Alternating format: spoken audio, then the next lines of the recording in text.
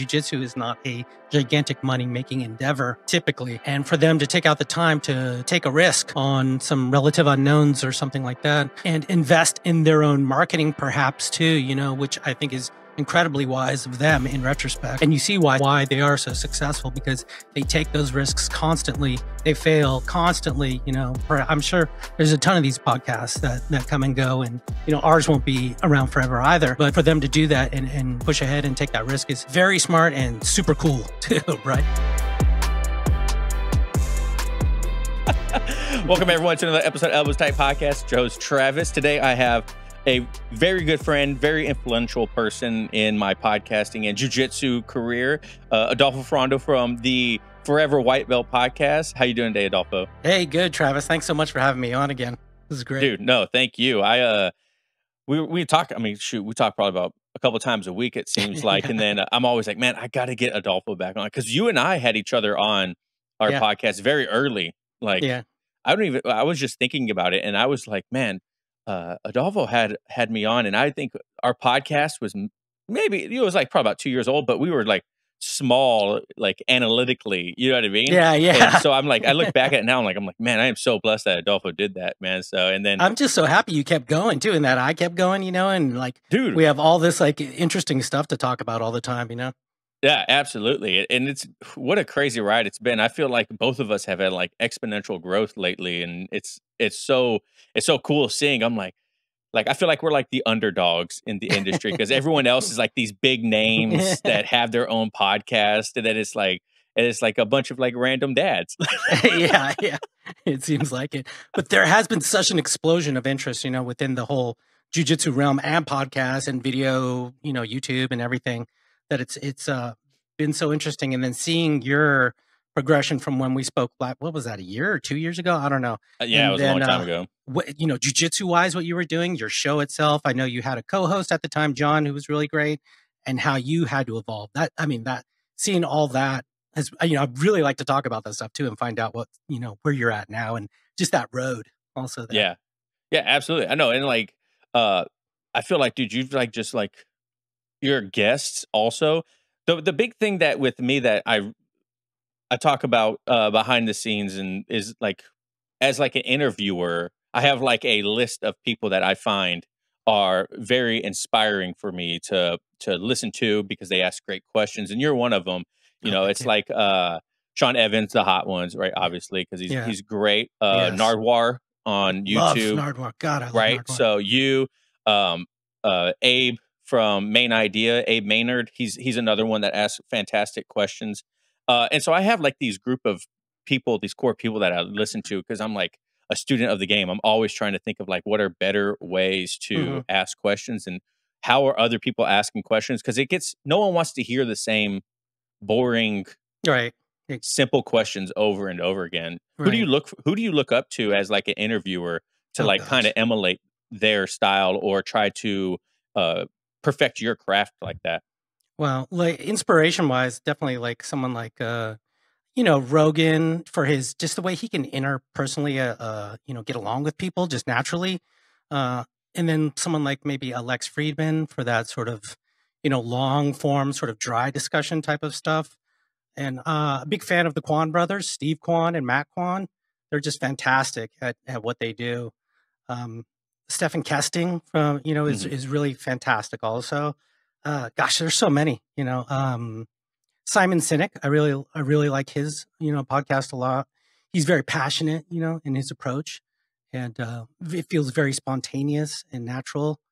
And then just like all these different interpersonal styles too, of like, we're going to have a conversation with each other, or someone, as you mentioned, is going to ask a question and just kind of sit back and sort of listen, you know, and then the guest is the sort of product, you know, type of thing.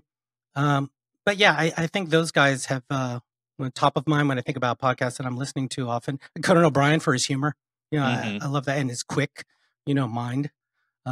Is a top of mind. I'd say those guys. Yeah. Do you typically look for people more in our industry or outside of like our niche? For, you know, it's funny because I do listen to quite a few jiu-jitsu podcasts. but I also listen to other stuff too. I think subconsciously I just enjoy this other stuff, and I think it informs the discussion as well, or perhaps the style of how it comes through before you sort of find your own voice. Um, but I think it's more of an unconscious thing for me. I'm not consciously going out there to to look and stuff. I'm just more like in awe usually when I listen to someone's podcast, and it comes up where I'm like, wow, God, they're so good at that. They're so good at conversation, or they're so good at humor, or the whatever they're editing, or Yeah. the product and stuff, or marketing, even too.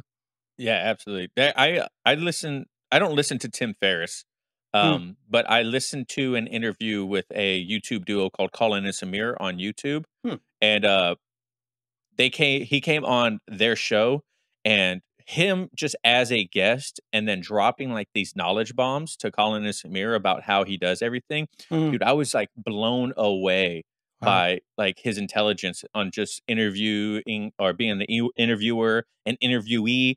Like I was like, man, and it kind of every now and then I hear someone or hear like an interview or a question that kind of like reignites like my desire to kind of like I always want to improve.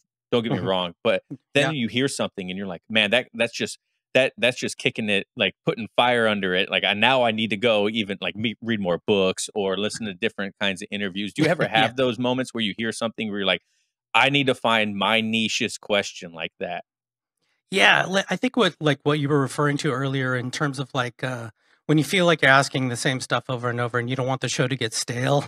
At least that's how I feel sometimes. I'm like, oh God, here we go. It's me asking the same thing again. But then again, there's another voice. There's always the other side of me saying too, someone's dropping into this podcast for the first time, or they don't listen to this podcast all the time. So for them, it's not like this rote thing all the time. In fact, I just reached out to a guest, and he's like, I just did 2 podcasts, and I just don't think I should, do it again. I just feel overexposed or whatever. And not the biggest name in the world. And I was just thinking, wow, it's sort of limiting, I'm I don't know if I'm answering your question or not. I'm going off the rails here, but too bad. I want to get this point across. Is he was, and I'm like thinking, it's just different audiences sometimes, and not everyone's listening to those other podcasts, or perhaps they're not even aware of it. Perhaps they haven't heard his particular voice enough, or that kind of thing. So it's opportunity lost. I don't know. So, anyways, I just want to get that off my chest. No, you're good. No, That was I the recent agree. wound. I agree, and I also feel like because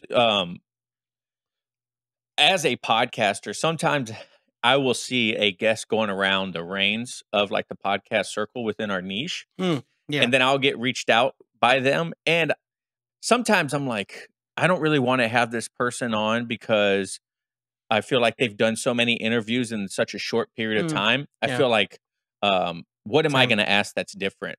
Right. Right. Right. And then I'm like, I kind of take it as a challenge. I'll listen to like 1 or 2 of their other interviews. I'm like, okay, what didn't they get asked? Mm, You know what I mean? that's a I'm like, great okay, point. so I'm gonna try to make this interview the best one out of all of them. Yeah. Yeah. Yeah, no, I think it's great. I do the same thing. You use those past interviews to inform like your interview, and perhaps, either take a pre-existing conversation that they've had to maybe a further point, to a further, so you can get a little more color on it too, as opposed to just rehashing the same thing. Yeah, I fall into the same sort of mental struggles, the conundrum of, should I do this again? This person's been on everything, or I try to sort of, not release it immediately after, that type of thing. But yeah, that's a challenge with these really popular individuals, or someone who really hustles. There's those people that they're so good at hustling and asking and really knocking the door. You'd be surprised. I think you listeners out there, viewers, on how forthright some people can be. I never had that in me, that bravery to sort of ask and knock on the door constantly. That you know, like I think gets people really far in life often. Yeah, that leads great to like a kind of like next thing I want to ask you is I know I've had people reach out to me that want to come on the show Mm, and trying to I'm just sure it's the same way with you. I try to ensure that the listener is the one that's gonna get the most value out of the conversation, hmm. and sometimes you people do reach out that I'm not saying they don't provide no value Right. to a listener, but I try to think of how my listener will get value from Mm, this person. You yeah. know what I mean? Because I'm like, I don't want to have just anyone on that asks to come on, because I want to ensure that I'm providing value to people. That's the first and foremost. You listeners at home, Yeah. I'm sure Adolfo's the same way. It's like Mhm. we're very selective on who we ask on the show, because we want to ensure that it's quality for you. You know, Mm, it's not just like some mundane, boring, no no idea what's going on in the yeah. industry or anything like that. Yeah. How do you, if you have, how have you like uh steered through guests asking you to come on, and then you seeing potential guests that might have not have been a good fit in the long haul? Yeah, I often try to vet, people in my own way, whether it's like, hey, can you send me a link to some, previous podcasts they've done, or perhaps a academy speech they've done, so I can see how, they sort of speak, and it's challenging. Sometimes you want to get a big name competitor. Perhaps they're like super young and they don't have a lot of life experience, so they don't have a lot to offer besides a bunch of wins and medals and things like that, um, which is sort of something to offer because they have some competitive experience, and perhaps you can extract some value out of that. But it's really challenging when I just find people that are a little more seasoned, if you will, have they're a little more articulate, or they have more stories, or they understand how to you know uh, put a point across, unlike I'm doing right now. And yeah, yeah. So I think that's sort of the way to go. But I do find sometimes some of my best shows personally that I like are a lot of unknown professors or something like that. Just completely unknown people, and they're just like, someone is like, "Hey, my this academy owner or whatever, or instructor is fantastic," that they recommend.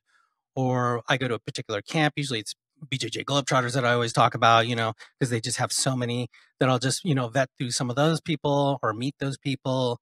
Um, so yeah, it's something like that, with at least some sort of something that I can sort of research, and then glean for the audience. As you mentioned, we really want to provide value for the listener viewer out there. What interview have you had in your podcasting career that you were surprised did as good as it did?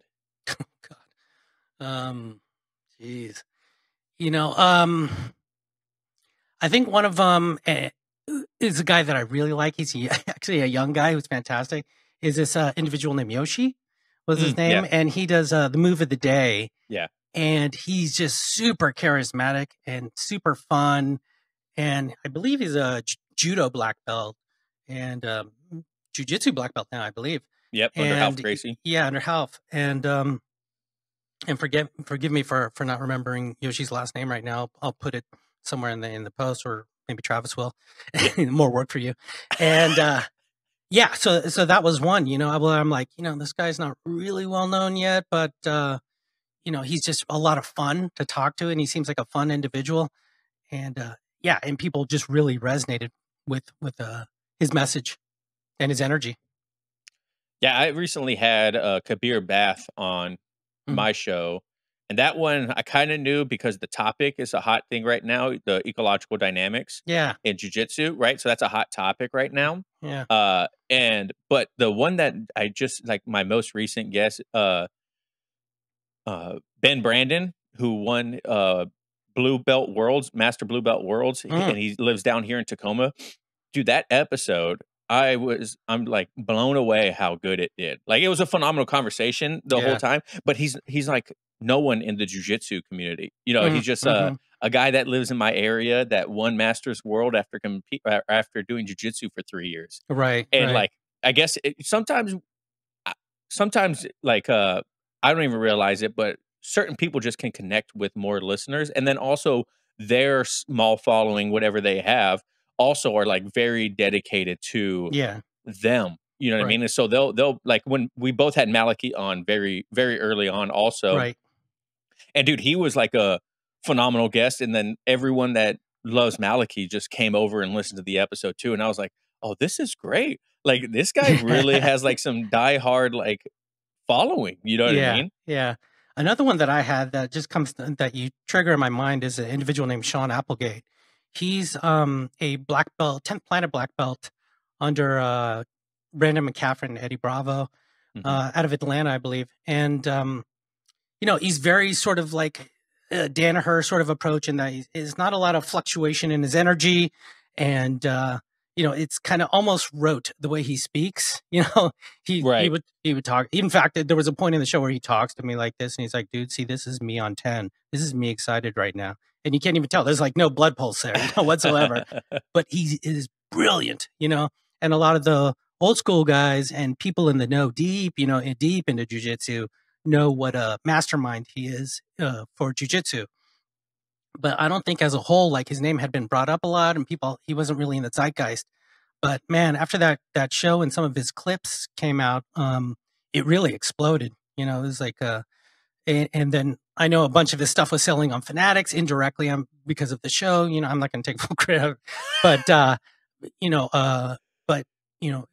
that was really surprising for me. I was like, okay, this is going to be an okay show. But as we were getting into it, I'm like, oh, this is good. We're having really great discussion here. This is going to provide a ton of value. I'm thinking, for myself selfishly, But do you find that too? That sometimes you're going through your show and you're like, wow, this is interesting. I'm learning stuff for me personally, versus, what I mean? I'm taking a lot of value out of this conversation with this individual.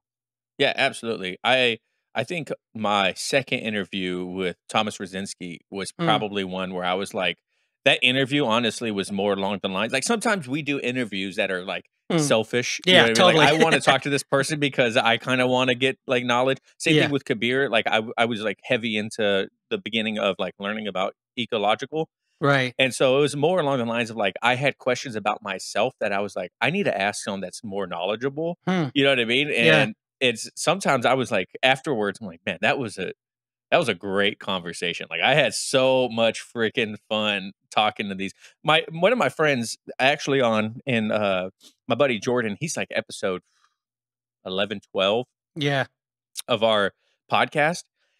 And Jordan Pressinger. During it, right. Huh? Jordan Pressinger? No. Jordan, I don't know how to pronounce the name. He's actually one of my local friends. Gotcha. Okay. But during the interview, it was just he was like for the longest time, he was our most downloaded interview up until like we started getting like bigger name guests. Right. But during it was just like such a fun, entertaining conversation between friends. And that was another big eye opener too. I was like, man, sometimes the chemistry is really what just sets an interview apart. It's right. It's like if there's good chemistry there, it doesn't matter what we're talking about. Like it's just a blast to have a conversation with the person. Isn't that cool? Yeah, I had one of those with a coach. He's Danaher. He is Danaher's first black belt. He's a guy named Mike Gemario out of New York, and I love the guy. I mean, we just clicked immediately, and like we text each other still. He's just a fantastic human being, a genius. In terms of jujitsu. A monster back in the day, just a fantastic instructor. Yeah, that's always amazing when that kind of thing happens. Yeah. Isn't that crazy? Like I've talked to some people through the podcast that I looked up to outside of jujitsu before I ever even started jujitsu. But now we have the common ground of jujitsu where I'm like, dude, I get to talk to this person. Like I've loved them for like 10 years. Not love that. Like, it sounds kind of weird. I've followed them around. Travis is in love with this. Multiple people all the time. The reason the camera's face this way is because I don't want their shrine to be like seen.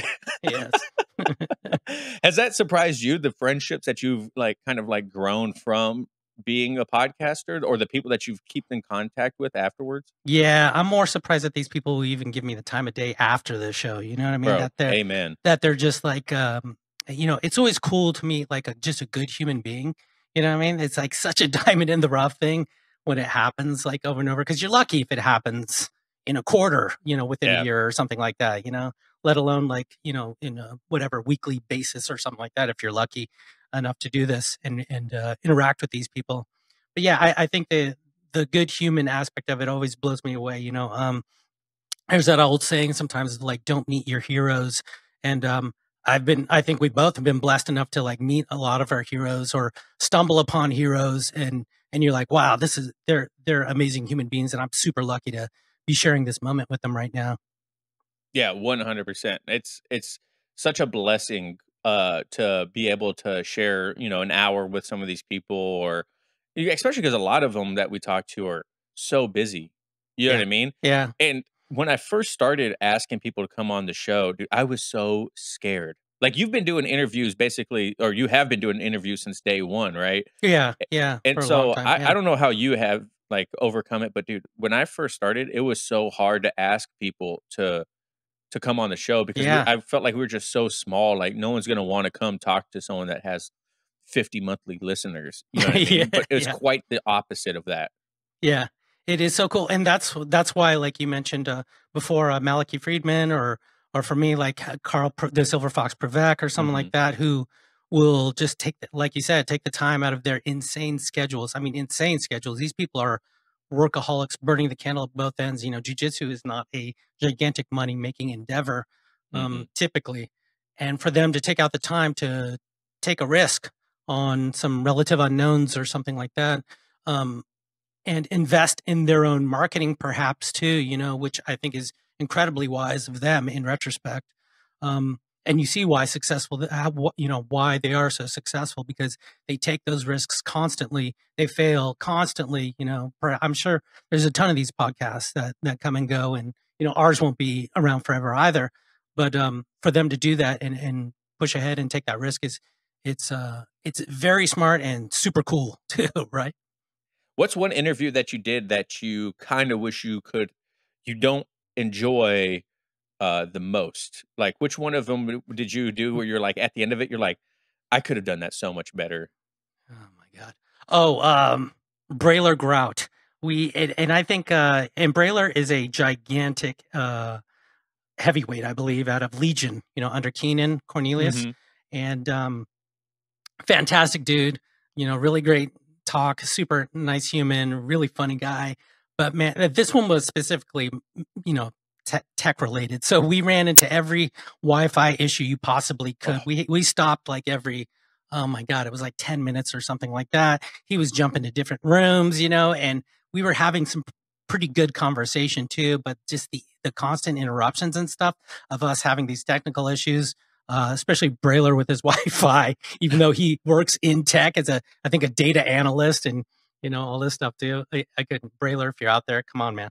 We got to get this together, man. We got to do a part two to fix this. No, but just the, you know, gymnastics you have to do in editing as well for something like that. Uh, you know, it takes so much time, man. You know, but yeah, there's that, and then there's the other individuals who do as I'm sure I've done within this episode, the likes, the the, you knows, yeah. that type of thing. Um, and unless you got some AI or something to rip it out, which I don't, because I'm not making any or a lot of money on this at all. Um, you got to manually rip those things out. If you do that kind of thing, you know, that's my thing, is like some shows are heavily edited, such as mine, and others just free form conversation. How do you feel about that stuff? I I feel I do a little bit of in between. I feel I do edit the podcast um like that, but to the point where I'll take out long awkward pauses, or if I feel that the guest, if there was a question that I asked that after in post I'm like that really didn't fit the conversation, I'll remove that question. Or if same thing, if there's lots of technical issues, which any remote podcast is going to run into, syncing issues, dropped Wi-Fi, camera overheating, or whatever it is, Mhm, laptops dying, you know, things mhm. like that. Um, I'll have to edit that, but I try to. We talked about this before press and record. I don't have a whole lot of time to dedicate to editing the podcast, Yeah. and so I really just try to I put it in the timeline. If I have mental notes of where stuff happened that I was like, I got to remove that, I'll remove that, and then it's kind of just multicamming it, you know, ABC, ABC, however I want to cut it up. Yeah. But I would prefer to have a little bit more editing in with like B-roll or graphs or Mhm, yeah. something that captures like a visual, because Yeah. we're video podcasts. Well, especially you're a video podcast now too. Yeah. So there's things that I'm like, if I had more time, I would put more effort into like the visual Ooh, side of that it. eats up so much time too, man. You know, it's funny because I was just talking to Matt Kwan about this again too, and he's one of those guys like I'm not going to edit anything. It's all in there, you know. It's all, and I think Scaff was like that too. Matt Scaff, or like whatever, but Mhm. his is usually him alone. Speaking, what's that like been for you? I'm curious about your solo episodes. when it's just no guest, and you're out there. I'm sure you're putting together some sort of outline. I know you probably have some sort of topic that you're talking about, or, a few of these things. And, it's been pretty engaging. It's cool to hear people's personal journeys. It's a lot to put out there. Yeah, so John and I started off with just John and I BSing with each other, and then bringing a friend in every once in a while to capture their journey. But I think it's easy for me to have solo conversations because the whole premise of the show was to document our journey Hmm. and to capture the trials and tribulations that you go through in your journey, All right. right? So to be able to share that with people has been kind of easy because it's just something that I've been doing since the beginning. And it was the reason we started the show because there's not a lot of people out there that are doing that, Hmm. especially at a low level jujitsu like I do. All right. You know what I Oh, mean? dude. So it's like that. Sometimes it is awkward if I'm not fully prepared for the topic or if I'm not fully prepared for what I want to talk about. I feel Mm. like I ramble quite a bit in some episodes. But after, like, surveying my audience, a lot of people prefer solo episodes, Yeah. to tell you the truth, Yeah. which I is believe it. crazy that it's kinda humbling too that people want to hear just me for Right. 30, 45 minutes. Right. You know what I mean? And to your point, yeah, I do an outline. Uh I use AI to help out with that. So I'll have a topic, I'll have points that I wanna hit, and I'll use, like, ChatGPT, Sure. Google Bard, Yeah. whatever to kind of, like, help me gather my thoughts, and then I'll edit that how it fits me and my audience better. Mm. And then I'll kind of have an outline, and I'll go through it and talk about it for 30, 45 minutes. And I love it because, I mean, like you said, I'm not gonna be doing this forever, so I might not even be doing jujitsu forever, so it's gonna be cool to hear myself in, 10 years from now listening to Sure. episode 2 of Elbows Tight Podcast where I talk about getting knee on belly and almost dying. Right. Right. How come you don't do solo episodes? I've been playing with the idea. I just, I'm just, I don't want to be the product as personally.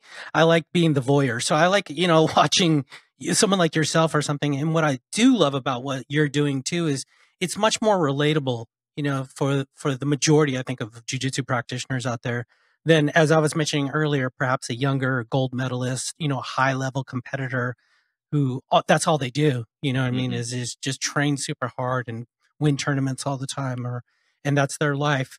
I find it much more interesting to listen to someone like yourself who has, a family or perhaps is coming upon that stage in their lives of where they're, entering that family stage and how your life's transitioning, the challenges of both personal and jujitsu and how they integrate and what you're getting out of it, etc. For me, that speaks much more to me. But yeah, I don't know, man. I don't know. I still like I don't know. I'm still like the interviewer, I feel like, I think that's where my strong suit is at this point. Perhaps I'll dabble in that a bit more. I did one episode in the past where I felt I really needed to get it off my chest was one of Yeah, the financing with yeah, during the or mhm. jujitsu during a recessionary time, and yeah, so I it's there was that, I think something speaks to me really hard. Perhaps I, you know, walk upon that sort of that path, but we'll see. I don't know. Yeah, I think I messaged you. I, like, Instagram DM'd you right when that episode released. I was like, "Adolfo, is this a solo episode?" Yeah. Like, you mentioned, though, not to, like, leak our DMs, but you mentioned that you were nervous about releasing that. Why?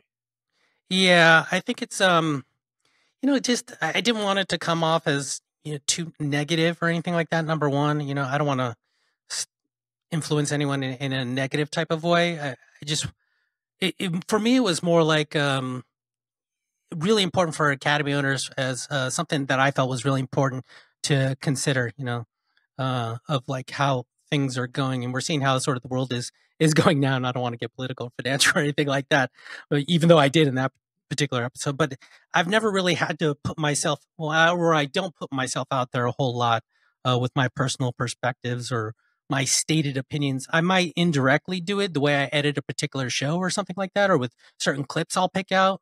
Then you can kind of read between the lines and see what I'm thinking, if anyone cares.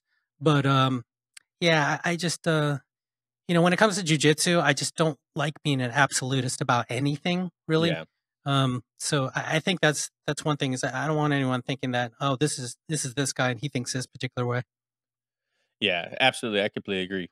One thing that I look up to you for, and I always talk about, that is probably my biggest fault when it comes to um, being a podcaster, interviewer, you know, jujitsu practitioner, is I'm not a student of the game.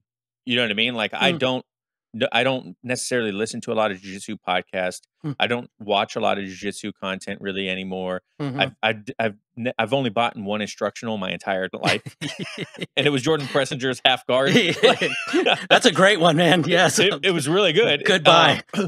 And so one thing I look up to you is like you're such a student of the game to me. Like you are Mm, so good with knowing people's histories. mm, Like 10 years ago. I mean, I'm talking like you talk when it comes to like 10th Planet guys, mm. you're going so deep in the weeds of their like history. I'm like, how are you doing this? Where do you get this information? Do you have a team that helps like the hot ones, like Sean Evans that researches for you? Like, where do you find this information? How do you come up with like such great in-depth topics with these guests? Yeah, I tend to go really hard on research. You know, you brought up Nardwar, who Yeah, is a I love him. music interviewer of, you know, through several years now. I suggest you people go to YouTube and Google Nardwar and his interviews. They're fantastic. And one of the things that he's known for is like surprising a lot of his guests with really deep research and gifts, like these very specific gifts and things like that. And he was a huge inspiration to me. And in Okay. terms of that and how important for me personally, research and knowledge can provide for the show, especially with the guest. It sort of triggers them to share something unique, oftentimes, or leads to interesting discussions, and they get sort of electrified sometimes by, hey, this person has went sort of above and beyond, or something like that. So oftentimes I mainly do it for the guest, because it opens, you know, certain doors that may or may not have typically have not been opened. But yeah, when it comes to jujitsu, I'm a sicko about it. I pretty much, you know, I go deep in a lot of it. I think much to your sort of perspective also though is that I'm not crazy about watching competition Yeah, same. footage all the time, because that does get kind of tiring. I mean, you know, people are like, "Oh, Nogi." I can't ever imagine it going really mainstream. But I don't know. Maybe that's just my limiting viewpoint. But it just seems like such a personal endeavor, and there's, I mean, there are moments of excitement and highlights and stuff that are really cool. Um, but yeah, I'm just not of that camp quite yet. But anyways, going back to the question, yeah, I think deep research for myself, you know, whether it's like Googling hardcore, finding their LinkedIn. I mean, I go crazy sometimes into like seeing their personal Facebook pages and seeing like what high schools they went to and just, you know, where they're from, you know, and where they've moved. I mean, I get kind of crazy sometimes about certain guests. Yeah.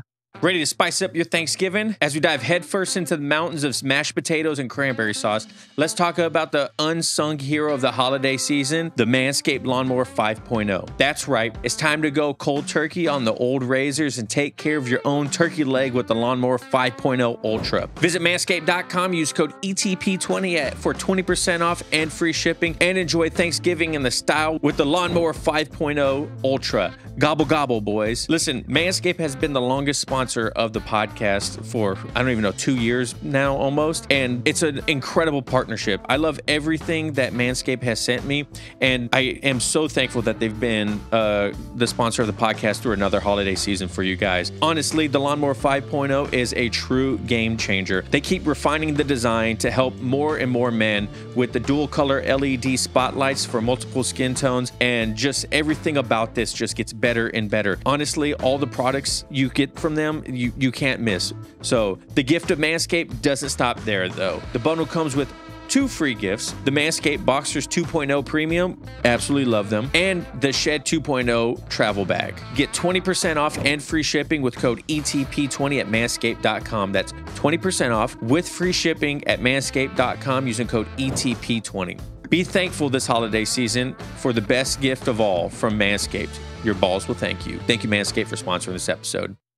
Yeah, I love it, man, because I've done it. I don't do it for every guest Yeah, because I it's try a to stay. lot. Yeah, I try to stay topical with a lot Yeah. of guests recently because I once again I go back to the value thing. Like, not saying that their journey isn't valuable, Hmm. but if I'm having a guest on, typically it's because I see that they have value in an area for my audience, whether it's like you know, jujitsu for older practitioners, Mm-hmm. finding instructionals, or just like their how they view certain aspects of jujitsu. That's where I try to like keep guests. But sometimes, it's you can have those topical conversations, but tie it in like to your point with like stages of their life. Yeah. Like, hey, so you were living in Alabama in '98, training under blah blah blah. How was that different compared? You know what I mean? So Yeah. that's Yeah. kind of like where I go, because nothing feels better than when a guest says, "That's a great question." Hmm. Like, that's Yeah. such a pat on the back as Right. as an Right. interviewer. Right. Um, and whenever I hear that, I'm like, all right, how can I replicate that for the next guest without mimicking the same exact question? You know what I Right. mean? How do Right. you do Totally. that? Yeah, I think as you mentioned, but before that we were discussing, I think for me it's the research. It's really hard research, and you bring up a great point there. Like, you used to be under this academy owner, and now you're at this academy, and you're at this place, and then often it brings up question or just topics like why that transition happened, and perhaps they want to share something that they haven't shared before, and that's always a really cool thing too, is when they say that. They say like, okay, I've never talked about this before, but Yeah. when that happens, that is another one of those really cool moments, and that seems to sort of be triggered from oftentimes that research that you've done on the individual, that or that particular step or moment in their life where they've sort of zigged instead of zagged, and it often brings that up. But I'm curious too, Travis, with you, you're a blue belt, right? Yes, sir. Still blue belt. Okay, still a blue belt. Listen to you. And y- so, do you feel like you still have a really good perspective of the day one trial person that walks through the door? I don't think I have the same perspective as the day one trial person per Mm, se anymore. mm, Obviously, because it's hard to. I've been a blue belt now. It's going to be 4 years this month, hmm. and so I am quite removed from Mm. a white belt, Yeah, right? totally. But I think what I do now is, and I kind of mentioned this to you before, is kind of like a shift in aspect of what I can relate to. And now it's more like you mentioned earlier. It's not necessarily the day one trial white belt that's getting smashed like I used to, but more along the lines of like who he is outside of, or who they are outside of the mat, and how I balance the same things they probably balance, family, job, Hmm. training, making the training. How often should I train? Should I feel guilty for doing this? Mm. All the real life scenarios that I go through now, I think are more along the lines of something that they go through that they probably don't think about because they have that love for jujitsu. But at some point, they're gonna be like, oh shit, I only trained once this week. Like, am I gonna suck now? Am I losing all my my progress? You're right. Like, how am I going to get that first stripe, and things like that? How should I roll with a higher belt? So Mm. it's not necessarily the same exact relatable point of view that I used to have, Yeah, but now it's kind of like a shift, if that answers your question of you're right. what I can be relatable to them as. Because to be honest, I'll probably be a purple belt one day. I'll probably be a brown belt. I'll probably be a black belt, right? And that's not to say that I can't provide value to a day one white belt. Sure.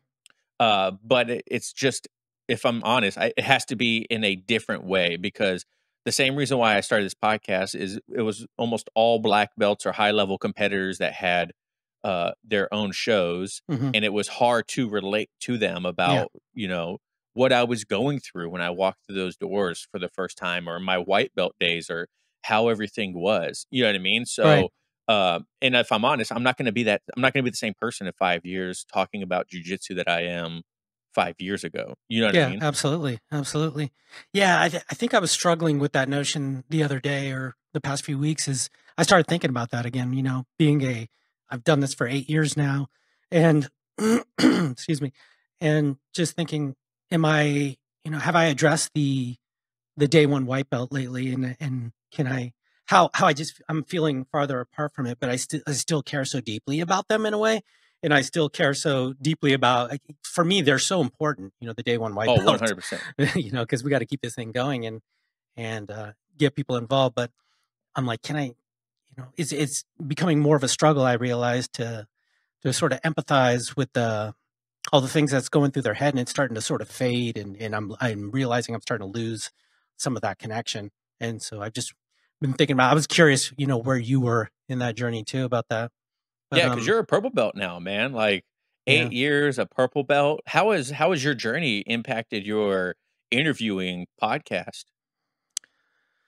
It's definitely helped inform everything, and it typically, a lot of the topical stuff, if I go with anything topical, and some of the questions is, as we mentioned before, it's personal. So sometimes I'll be asking about, like lately, I think what's been really interesting me lately is the leg system. I'm sort of late to that whole thing because I think we both are primarily gi players, or have been, and I'm getting much more into no gi, and I'm enjoying it a lot more, and I want to just dive into it because I'm one of those, I'm late to it guys, and I'm older now, so I want to I'm just trying to dive head on into it.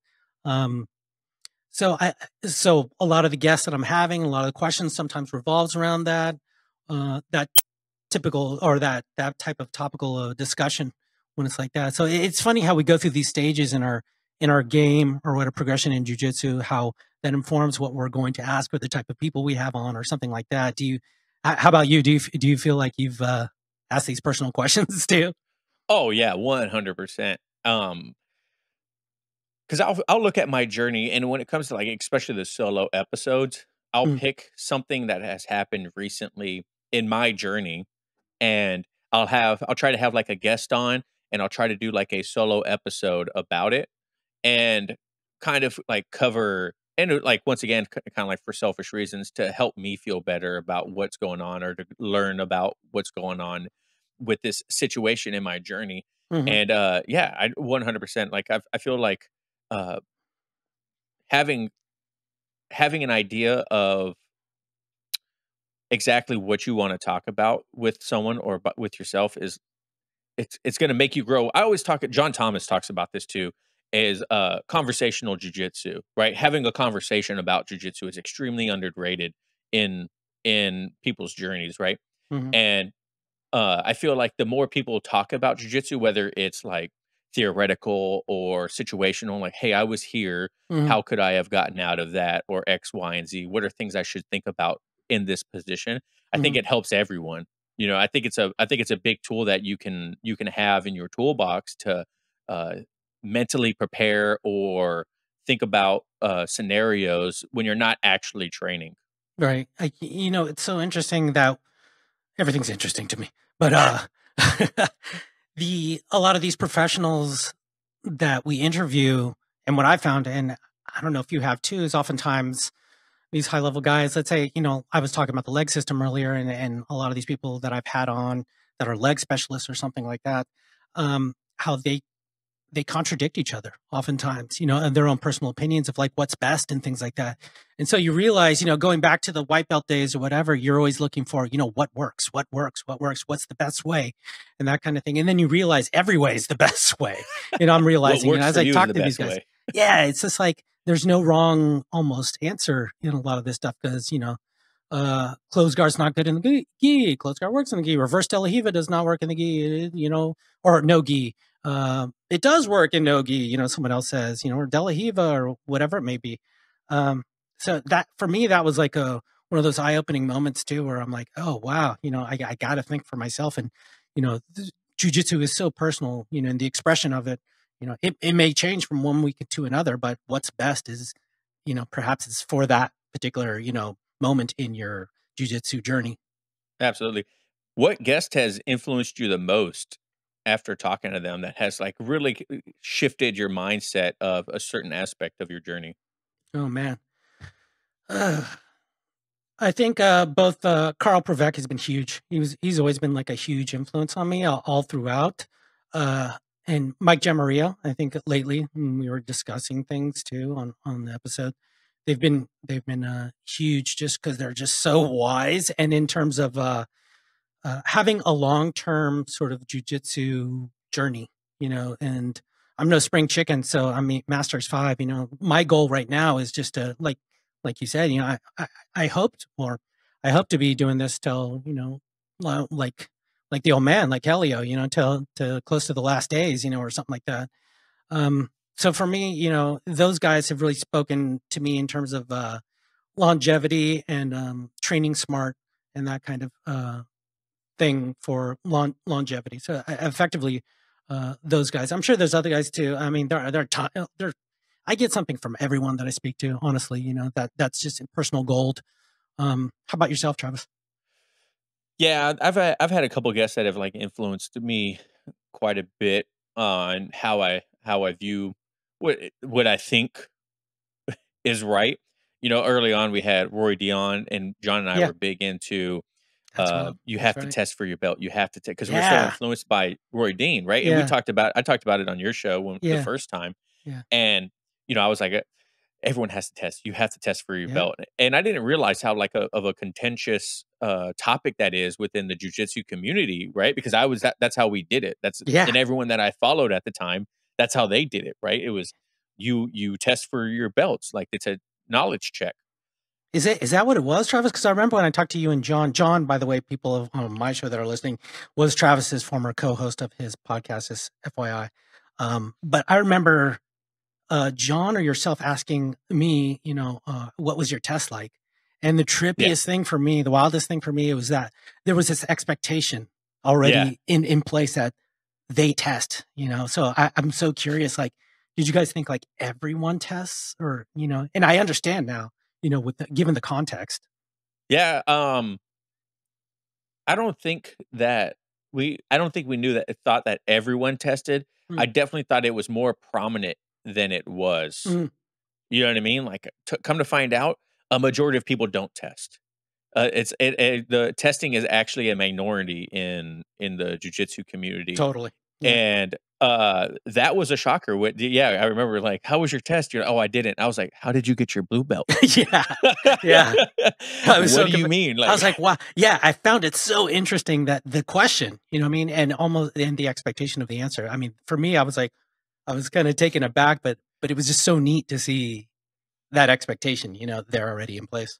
yeah, and it goes back to like you point you made earlier. Like everyone is like their own ideas of what jujitsu is and how they're supposed to do it and how it's supposed to happen, because there's no governing body Yeah. of jujitsu, right? The Thank goodness. IBJJF is kind of right, but that's like a more of a rule set for competition. Yeah. But it's like it's funny to hear how everyone kind of, like you mentioned, contradicts everything. And so I think you and I, or any podcaster that isn't a high level black belt, I think a beautiful part is like our views are always challenged. Like we're not ingrained in anything because we have so many contrasting opinions against our own. It's like really makes us think about like, well, am I right in this situation? Hmm. Hmm. Like where do I fall on this like line between A and B? You know what I mean? Like, Yeah, totally. and is there even a line between A and B? Like, Yeah. this Yeah. is everything we do is so subjective. And I mentioned this before too, Hmm. and it's like not every black belt is a black belt, right? Like Yeah. and this is not saying every black belt could probably still kick my butt. You know what I mean? But there are levels to everything we do. Just like not every blue belt is the same, not every purple belt, not every white belt is the same. Right. Um, so to really focus on anyone else in your journey besides yourself kind of does you a disservice, because Hmm. everyone is so different. Like Right. we have like a general idea of like, yeah, this person's a blue belt because Yeah. they can perform at this level. They've been doing jujitsu this long, right? But there's no real set in stone. This is what makes a blue belt. And I think back to the testing part, I think that's kind of like why we were so attracted to testing, because it put a quantitative aspect to, or qualitative aspect to jujitsu for us. Like, this is a blue belt; they can do this. So it gave kind of like John and I something to strive for, because we're like, hey, so if we can do these, that means we will be a blue belt. You know what I mean? Right, So sure. maybe that's why we were also like so enticed by testing for belts, because it put a value to our knowledge, and it gave us something to kind of like, okay, so if we can hit these wikis, we'll be getting our next belt. You know what I mean? Yeah, and I can totally respect that. I can respect, yeah, anyone that does it their way. Yeah, Yeah. But now I'm it's like, good. I don't ever want to test for a belt again. It was I know, terrible. It was not you know, fun. I thought of you the other day, because the other day, depending on when you guys are listening to this, which I'm sure is in the future, so it'll be several days ago, I got my second stripe, right, for my purple belt. And out of nowhere, my academy, my instructor, he makes all of us pair up against each other and do a match in front of all of our peers, No, for thank you. a little 5-minute, but it turned out to be a 3-minute thing. And I think everyone was really confused and shocked, like, what's going on? So it was like a mini test kind of thing, or an overview kind of thing. And I'm like, oh my God, what's happening? But it's funny because we did it. It was fun. And yeah, and I thought about you guys because I was like, whoa, so it brought up the whole conversation within my head again of like, and I went back and started researching what other guests had mentioned about it, because I'm so interested after talking to you both about just the whole concept of that, not only jujitsu testing, but just ideologies of how jujitsu should be instructed, how academies should run, etc. You know what I mean? Yeah. Do you when you like research a guest, do you ever try to ask questions that will not cause controversy, but are kind of like hot topics to what's like going on within the community right now, or like once again kind of like those like uh contentious ideas of like whether it's belt testing, white belts heel hooking, or working on legs and stuff like that? Do you ever not necessarily like clickbait it, but you're definitely like, this would be a great piece of content for me to repurpose? Yeah, I don't. Yeah, I oftentimes I actually sort of warn the guests ahead of time, saying, "Hey, I might play devil's advocate sometimes," which I rarely do throughout the show. And I learned this from speaking to Henry Akins once, and I felt that I had asked something that I don't think it got him upset, but I think definitely triggered a point. I can't remember what it was, something maybe about the cross collar choke or something like that. That no, it was a move that isn't a cross collar choke. Actually, that's not a high percentage finish in statistically in white belt competition, and the bow and arrow choke is far and away the highest one. And I think maybe rear naked choke or something like that, but it's maybe an armbar, but cross collar choke was way, way, way, way, way low. And it's not to say that it's not effective. It's just that it's not, it's just not done at white belt. It's not a common finish. And it really got him sort of, energized about this particular topic to discuss this. And it was, in retrospect, really valuable, to think about it, because you can look at all the various perspectives, and he taught me that, and for me to think further that perhaps this move isn't taught in depth a whole lot, or we don't spend a whole lot of time on it, and people just aren't going for it a lot in competition for whatever reasons. So yeah, I think that brings up a lot, and yeah, sometimes now I do think about that. Sometimes it's like, what potentially can I push back on to get some interesting discussion? How do you navigate if you are having a guest that isn't, because I'm sure you've had it too, that isn't being very cooperative in answering questions? Like they'll answer short or too long, or you're like, that's not even what I asked, bro. Yeah. That's a tough one. That's when you get your shorter episodes in terms of my editing. But that's where the power of the questions that we have, or the particular topics that we can bring up, are such an important tool in our tool belts as podcast hosts. And to extract, as you said, if you're not going to get a whole lot of value out of them, you try to get those little nuggets that you can, because it's not going to be an hour's worth of great clips or something like that. This is going to be like maybe 15 minutes of good clips that you're going to pull out, really extract the gold for the listener. But yeah, you do try to touch. I mean, that's where you're touching on the obvious stuff. Where's the strong points of this individual? What have they done lately? What are their future plans? What's exciting them? What are their future things that are going to excite them? That's when you try to get that kind of thing, because they're going to share some stuff, that they can. But sometimes some people are just so nervous too that they just like you said, they give you the monosyllabic answers. Yeah. So yeah, there's that. How soon do you feel like a guest really kind of finds their groove and like relaxes during an interview, especially if there's someone that doesn't have a whole lot of experience being on podcasts? Yeah. Yeah, that depends. I definitely, I feel like 5 minutes in for me, usually we're in a pretty good groove. And yeah, it's going. And oftentimes, as you mentioned before, it's a lot of the pre-discussion that we have that oftentimes isn't on camera that gets them sort of, relaxed. And once I let them know, hey, my goal is to make you look as good as possible, because you've been so generous with your free time, to speak with me. And I hope you've seen some prior episodes, because you'll see that I'm not, there's no gotchas here, nothing like that. So it's getting them really comfortable. And then, as you mentioned before, doing the research, pulling out those special things, those Nardo War moments, if you will, where they're like, they're like, oh, okay, cool. We're cool with each other now. And, oh, wow, you've really gone above and beyond, or something like that, and then, yeah, that's when I think things start to click. Yeah. I would hate to have like a Bill Burr moment where my guest just stares at me and he's like, "You're an idiot." Yeah. Yeah. Bill Burr's notorious for that. If you guys don't listen to Bill Burr's interviews, when he's on other people's podcasts, he's known for making people just feel extremely awkward, because they'll just ask crazy mundane questions where he's like, "What is this for? Like, why am I even here?" And that's like something I get really nervous about. Is one question I ask in pre-show before I ever press record is, and I got this from Tim Ferriss, was, what do you need from this interview in order to provide you the most value?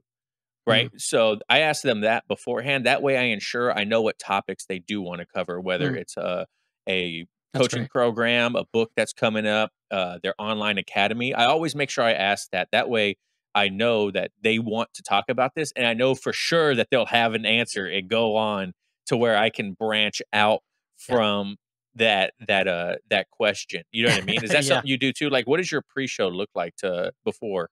Yeah, I think it's a lot of things I touched on before, in terms of like, look, my goal, stating the goal, my goal is to make you look good. That's really important. I'm going to push back on some things, and it's not a disrespect, it's for the, the value of the listener, that kind of thing. Being respectful of their time, and letting them know whether, what kind of show it is, whether you edit or you don't. And that, allowing them obviously to share their socials and whatever if they're selling anything, perhaps, their wares, because they're spending their time with you for free, that type of thing. It's funny because one time I was talking to Chris Howder, and he's just a legend in jiu-jitsu, and he has this thing called Combat Base, which is his personal, I think, online instructional type of thing. And he didn't talk about it for the longest time in the thing. And I'm like, hey, Chris, we need to talk about it. I spoke with his wife, who's a really lovely woman.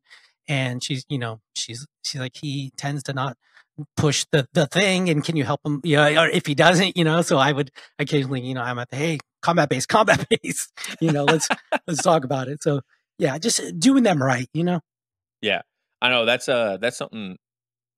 Like, I'm so grateful, like we mentioned earlier, that these people want to spend time, whether it's an hour and a half, and just talk shop. It's an incredible thing that, I don't know, I feel like a lot of people don't realize. It's like they don't owe me an interview, a little small town dude that podcasting in his master bedroom. Right. Yeah.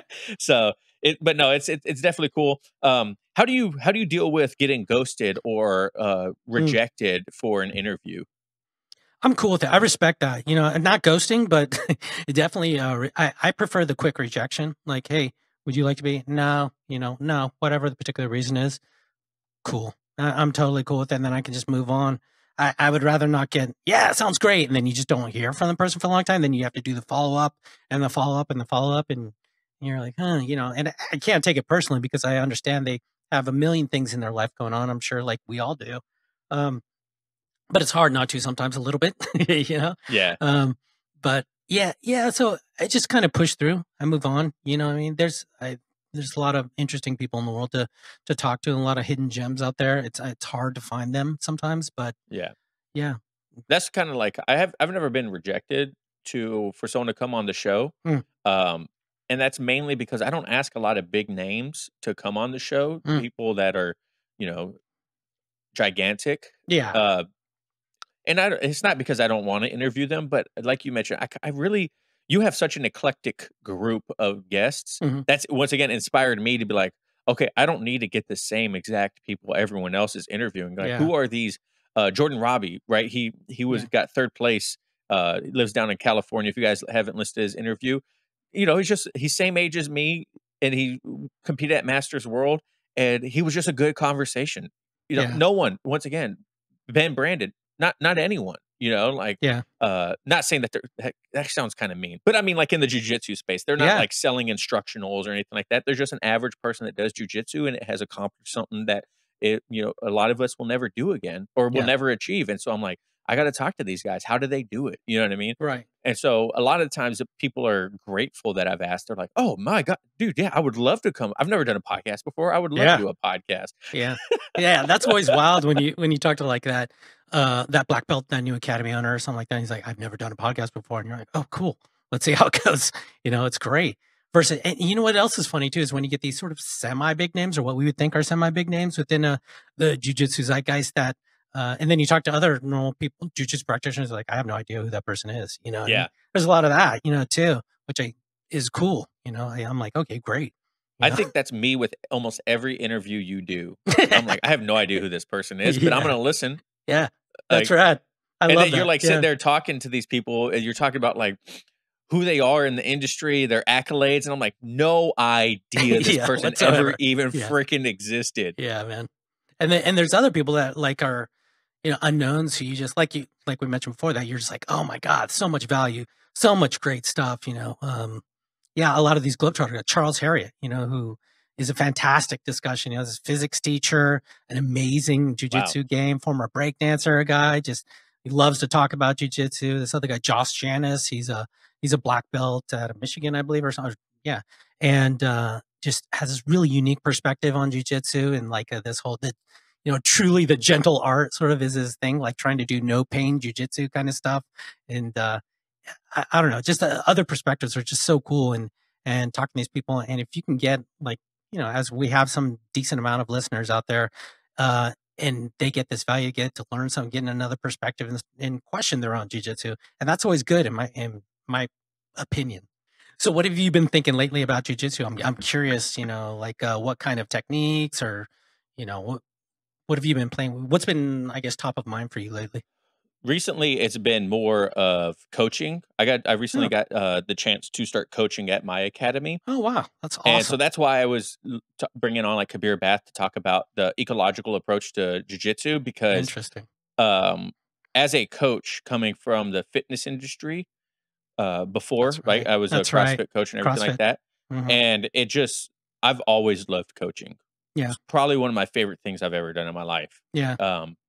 And so when I had the opportunity to start coaching jiu-jitsu, I was like, I can't mess this up. I have to do my research because I don't have the knowledge of a black belt or someone that's been doing jiu-jitsu for 10, 15 years, right? I don't have the technical ability of these people, and I coach the fundamentals. So I'm like, how can I provide value to someone that's coming to fundamentals that a blue belt is teaching, and they can walk away feeling like, okay, that was a great class. Wow, so awesome. Really it's been teaching and coaching has been like my big drive recently. And what the saying, I listened to, or I talked to Blake Up Today on Instagram. He does like This Week in Fatherhood. And he's a jiu-jitsu brown belt. And one thing that he said during his interview before I even started coaching that really stuck with me was, he who teaches learns twice. Mm-hmm. And so I was like, that's great. And so now when I look at a jiu-jitsu technique or something to do with jiu-jitsu, I'm kind of like, how would I teach that? Wow. You know what I mean? Like now I'm like, how can I, with my limited abilities, show a day one white belt or fresh on the mat white belt, or even an experienced practitioner, because we have experienced practitioners, we have blues, purples, browns come to our fundamentals class. Like, how can I teach this to someone that's been doing jiu-jitsu much longer than me and still have them gain something from it? Right. Because anyone that coaches knows that sometimes when you have like a higher level athlete, whether it's in fitness or whether it's jujitsu, Krav Maga, Taekwondo, or whatever, someone that has been doing it much longer than you and you kind of look up to them, it's very intimidating having them under you. Yeah, I'd imagine so. Yeah. You know what I mean? Like, I'm like, dude, this blue belt is way better than me. This purple belt's way better than me. Right. Like, how am I going to provide value to this person? That's really what like drives me a lot right now. So what have you been doing? And then have you said, for this, whatever, armbar or whatever, hey, you advanced guys, you could, do this and that and that. Do you do like caveats like that or? Yeah. So, that's what I'll, most of the time I'll do is when I do have like the higher belts. Well, yes and no. So the way I coach right now is through task-based games. And so I'll have a game that has an objective with constraints in it, right? I'm sure you've heard about all of this recently. And so I'll have constraints based on the game. And then if there's like a upper belt that's training, I'll kind of give them maybe a different constraint or something that's a little bit more challenging, because if it's a fundamentals class, they don't need beginning practitioners don't need crazy constraints, or they're already going to have a hard time with a lot of things. So I try not to make the constraints on them too crazy. It's more along the lines of like, hey, say we're playing in side control and I want you to keep the shoulders pinned to the mat while controlling the hips. Go. Right. And then so I'll do that for like a brand new practitioner. But if it's a higher belt, I'm like, hey, so I want you to keep the shoulders pinned to the mat, but I want you to use wedges instead of hip control. And then they'll start thinking about it that way. If someone at home that's listening to this, they're probably like, that doesn't sound like very good. But whatever, come to my class, try it out. But so that's how I kind of look at it in a different aspect of constraints. A constraint-led approach isn't a generalization. It's based on individuals. So if the individual has a higher skill base, the constraints need to be based around their skill base. If a person has less skills, then you need to have the constraints less skilled or based on their skill level also. So that's kind of like how I approach coaching now. Wow. So it's like a sliding scale, it sounds like, per individual. Yeah, wow. And it's as a new coach using this method, it is the hardest part of individualizing each training aspect to the different skills. Most of the people in the I'm lucky. Most of the most of the people in the fundamentals are new practitioners. So the constraints are typically the same for everyone. But if I do have a blue, purple belt or whatever come in, and I'm like, hey, so this might be a little too easy for you. Your constraint or what I want you to do is this, or don't let your opponent do this. And it kind of shifts their attention a little bit from what everyone else is doing. They're still getting the same idea, but it's just in a different way. So are you all in ecological, or are you still are you guys doing technique or hybrid? So I'm not full 100% into ecological because my lack of knowledge in application is hard to be 100% in it. I still need to do more research, listen to more people, talk to more people, and figure out. Because for me, as once again, as someone that doesn't have all the knowledge in the world, coaching that way is very hard because I don't understand a lot of times why we do certain things in jiu-jitsu. You know what I mean? Yeah. So it's like, yeah, we do this, but why do we do it? How can I get someone to understand that's why we do it if I don't fully understand? So I need to build my base of knowledge of jiu-jitsu in order to fully commit to something, because as a junior coach, I'm still learning as it is, right? And so like Greg Souders talks about, he's obviously full ecological, individual based, blah, blah, blah. But he's been doing it for 8 years. So I can't. And he started doing it I believe he started doing it when he was a black belt. So his base level of knowledge to help his practitioners was already leagues above mine. Mm. You know what I mean? Yeah. So I'm sure once I start feeling more comfortable in my own jujitsu coaching skin, then I'll be able to dedicate more of it to that. Because I still fall back on like, hey, this is how we do an arm bar. But Right. you know, Sure. in that whole ecological dynamics, you don't necessarily you do teach, but you don't. It's not step by step. And I still find myself when I'm uncomfortable with a situation, I still go back to that step by step in order to make sure that there's value to those students. Mm-hmm. Yeah, that's interesting, man. So yeah, I mean, teaching. I mean, you learn so much from it, and it's such a natural inclination. Even the joke is, the one stripe white belt. I love, that I love these jokes, right? That they want to teach the white belt, because everyone, I think a lot of people find value in that, and they feel of value, when Yeah. they can do that kind of thing. It seems to just give a lot to yourself. Yeah, I think the whole saying of you can learn something from everyone is true in a sense. Um, but unle- unless the day one white belt has some sort of grappling experience, Mm. The chances of learning something from that person is probably relatively low because they don't have a grasp. They don't have a base understanding of what we're even doing, anyways. Not saying that they can't like look at something in a different aspect and then bring that up, like, oh well, why do we do that? And then it gets your brain thinking, so you're learning from that person, Mm. like why do we do it that way, right? But I don't think they're going to step up in front of the class and be like, hey, so let's do this technique. You know what I mean? Yeah, yeah. So I'm curious because before we were talking, I remember you had another owner at your academy, and that person, I believe, left, and then the academy sort of changed. Uh, and I don't know if there were other steps in between, excuse me, to where you are now. So and then even the introduction of this ecological approach. Can you talk about, to me? I'm just so curious, from when I believe it's Cody, right, who was the Yeah. original guy when he left. No, And Cody's always been the gym owner. okay, forgive me then. And how the culture has changed to where you guys are now, and even incorporating this new sort of paradigm in terms of ecological into the academy. Can you talk about that progression for the listeners and viewers? Yeah. So Al was our original black belt that we're well, he was the second Right. black belt we Black were belt. under during COVID. He ended up leaving the gym, and our new black belt, who Sean Gaspire, who's a former like collegiate wrestler, coaches wrestling in high school, high level black belt under You he's gotta a research Carlson that. Gracie black belt, whatever. Yeah. He's a Carlson Gracie black belt. And so since he's very much when he took over, it was very much, we're kind of like what you call like the surfer laid back jiu-jitsu academy. No one really rolled super hard. It was competitive, but it wasn't like smashing people.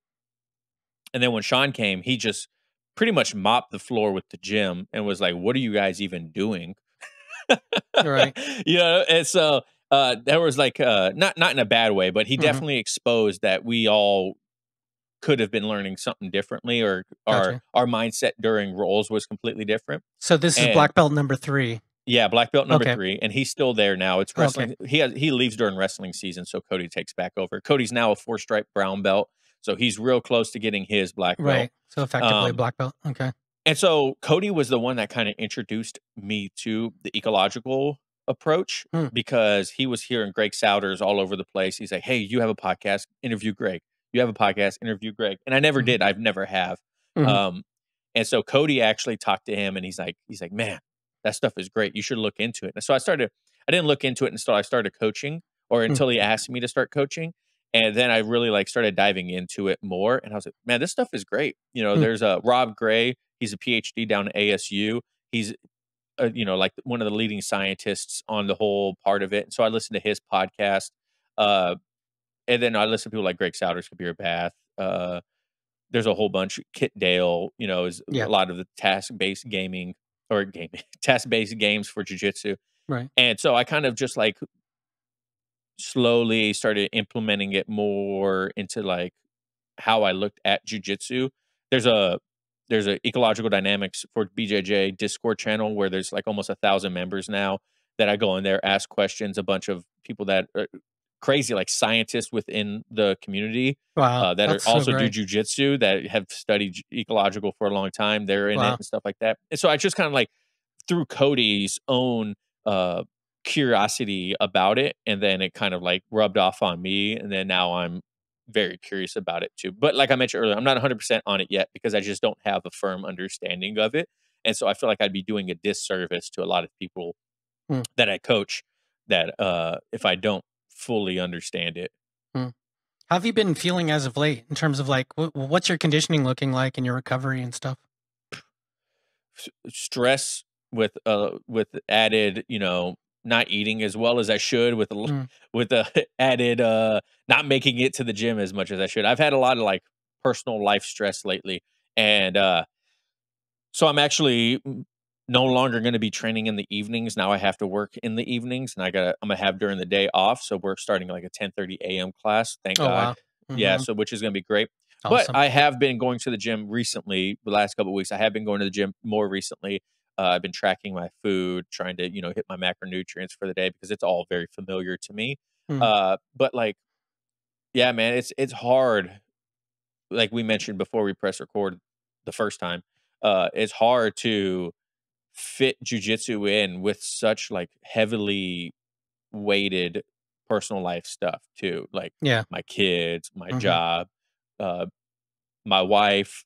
So I often talk about on my show the hats that I wear in life and how depending on the situation, the hats change order, Yeah, right? Like for sure. almost always husband father is going to be number one hat that I Hmm. put on during the day. And then when the kids go down, now I can take the father one off and put it, two or three, and then the podcaster or the practitioner or the content creator hat can come on, and I can work under that umbrella for a little bit, and then it's like, okay, well now I need to put my husband hat on because I need to go fill my wife's cup. You know what I Hmm. mean? And sometimes that jujitsu hat doesn't come on for a couple days or a week. You know what I mean? It's like Yeah. the jujitsu practitioner hat doesn't come on because I can't. I have to be realistic with my time and what value does going to jujitsu for 2 hours give to my family right now? And a Hmm. lot of times they don't. I hate to say it, but it's a very selfish reason. But we all need that selfish time, Yeah, of jujitsu. course. But it Yeah. also helps with my mental health Yeah. too. Yeah. Yeah. That's wild. How do you Those. navigate all that? Because I know you have wife, kids, and all that stuff, day job. Yeah, I'm a little bit later stage in life than you. So I mean, I burned the candle at both ends much harder when I was a younger man. Went through a lot of the things that you were probably some similar that you're going through at this moment. And I think the majority of people and practitioners in our particular demographic go through. So it's a challenge for sure. Like you said, I'm pretty particular about my to-do list and my methodology for doing all that type of stuff. Um, I do a lot of the GTD stuff, the getting things done type of, things. And I'm using Todoist as my digital tool to Oh, sort of to create like different sort of, Kanban boards and things like that too. I'm kind of a nerd in that respect. And that doesn't mean I get stuff done. Sometimes I spend too much time even playing with that kind of stuff of organizing your life rather than getting stuff done. But, but when it is working, it's working. It works, because I'm very forgetful of a lot of small details and things like that. So yeah, it's definitely a dance, as you mentioned, to keep the priorities a priority, right? right. And the right ones, to make sure you're working on the right thing at the right time. I think is huge. Yeah, and that's not to say that I'm not always 100% correct with the hat that I'm wearing at the time. Sometimes it needs to be the incorrect hat in order to get Mm, something done so I can put the correct hat back on. right. Like I mentioned beforehand, like sometimes I stay up until 11 o'clock midnight Oof. editing. You know what I Yeah. mean? Because I had an interview earlier in the day, and then I had to take the podcaster content creator hat off, and I had to go put the other hats on. And then I have to I'm like, well, I have a deadline for this too. So I have to put the other one back on, and it's not the right time for it, but I need to get this stuff done also because Hmm. of commitments as well. So, man, it's such a dance that we do, and I Yeah. applaud young practitioners that don't have those responsibilities yet, that are taking full event, like burning the candle at both ends and Yeah. getting after it. Because I mentioned this also in a recent episode. It's like a lot of the times we don't realize when we are doing so much in our lives, um, when we're younger, or when we don't have certain responsibilities. Sometimes you can build like a negative mindset for your future self, because you look back at like, oh man, I used to be able to train so much. I used to be able to do this, and now I can't. And you can have like a real glass half empty mindset, because if you look at these unrealistic expectations that you used to have because of your former life, and then you go into training now and you're like, dude, I could be here for an hour and a half and that's Mhm. it. Like there's no hanging out afterwards. I Mhm. need to make the best time possible of the hour and a half. And having that, and me personally having that mind shift from training as much as possible, being at the gym as much as possible, even being married with kids, to now it's like I can't do that. Like there's so much more I have to get done at home and like be a dad, that it took a little bit to get used to, I honestly. know. It I was was going to ask you definitely if are you okay with that? Are you okay? mm, You know. I don't think I'm yeah, obviously, like, I made the choice to have the kids, Hmm. Yeah. uh, but it more along the lines of I not being okay with it doesn't change anything Mm, because I have to good do point. it. Yeah, You know great what I point. mean? Like, Yeah. would I like life a little differently? Yeah. I mean, I have young ones right now. I have a 3-year-old and a 20-month-old, right? So, and a 15-year-old. The That is funny. 15-year-old's Would you very like your cake and eat it too, Travis? yeah. The 15-year-old's pretty self-sufficient. I'm pretty sure Yeah. he's sleeping still right now. It's 11:30 in the morning. But the 2 young ones, it's like I always tell everyone, everything's temporary. It's all a season. This season right now is because I have 2 such small ones, they take up more time. There's gonna be a point, within the next couple years of when they're gonna be much more self-efficient, and I'm gonna be able to take them places like jujitsu, and I'm gonna be able to do more things if I wanna do again. But Mm. as of the season right now, it is what it is. I'm grateful for the life I have, and if I were to say it any other way, I think it'd be very disingenuous, and it would be an "oh woe is me" moment, like, "Oh, you no, you," so that's Yeah. kind of like where I'm at with it now. It seems to go back to a lot. I think one of the questions that you guys would ask, I think, at the end of your podcast a lot was something about advice you'd give to a white belt, and things that we've talked about earlier too is not comparing yourself to others.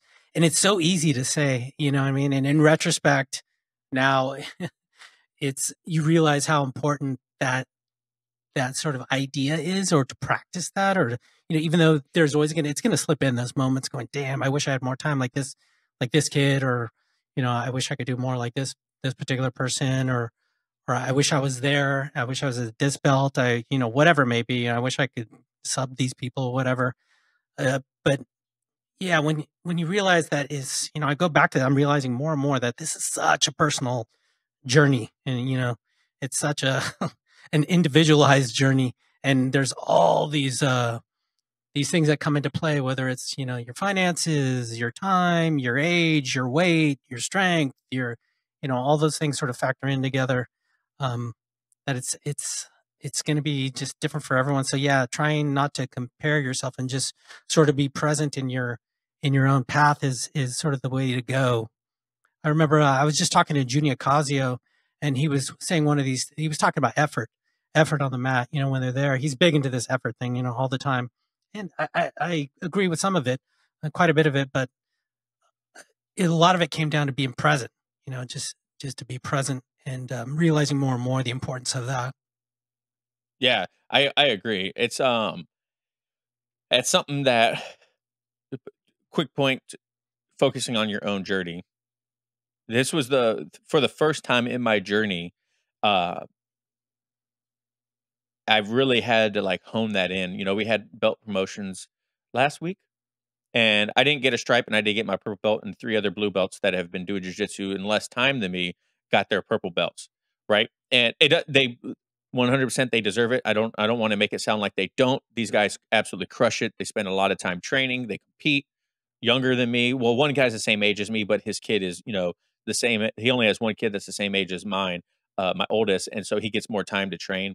And I'm not saying that at all, but it was the first time where I was like, oh shit, like, yeah, dude, like this is real.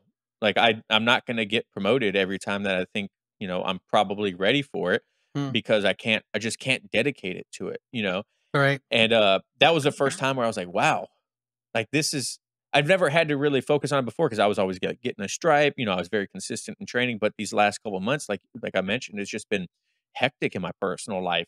And I was like, there was that moment, I was like, well, what if, like, what if I made it to training every night? When was there moments so that I could have went to class and I didn't, and I started like replaying all these moments in my head, to be honest. And I was like, man, I messed up, but I didn't.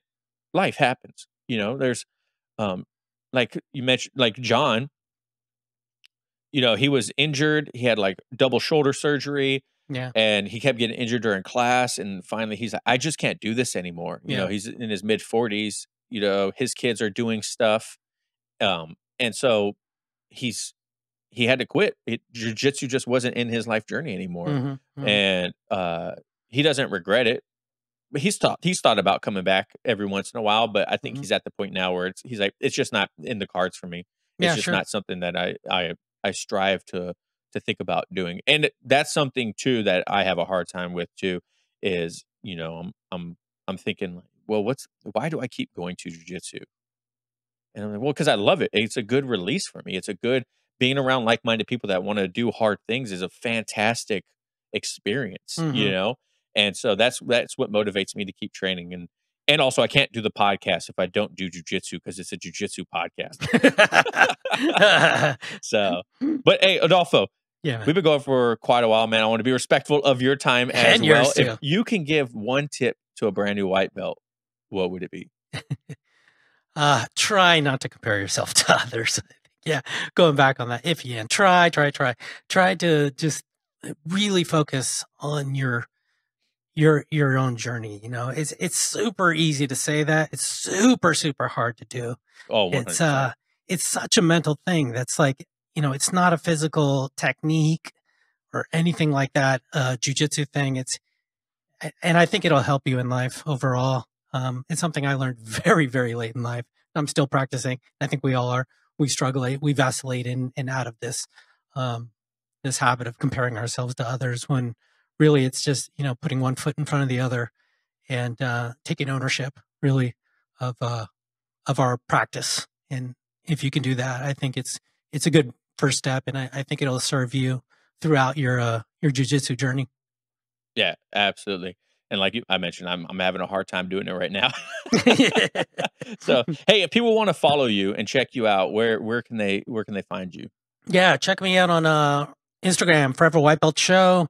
Everything's there. We got a link tree. You can go to the link in bio there. We're on all the platforms, listen, watch, and really appreciate it so much. Thanks so much for your time. Thanks, Travis. And what about you, Travis? Where can we get more information about you and everything you're up to? Elbows tight everywhere. If you do elbows tight, I'm pretty sure if you guys listen to my show, you're going to be in class. Someone's going to say, keep your elbows tight.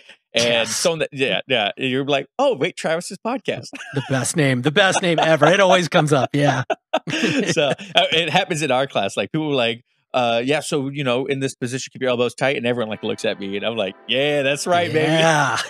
So perfect. So yeah, elbowstight.com if you want some sweet swag like the shirt I'm wearing. I'd rather be rolling. I love your swag. I love the new designs. That's so cool. Yeah, so I made this myself, came up with the idea myself and everything like that. So if you guys want to check out that, support me that way. Elbows tight everywhere. Go follow me on Instagram and YouTube and stuff like that. So, but thank you guys so much for listening and watching at home. If you're listening to Adolfo, or if you're listening to mine, thank you guys. I greatly appreciate it. And remember, no oil checks here. Peace. Right on. Peace. See you guys. Thank you.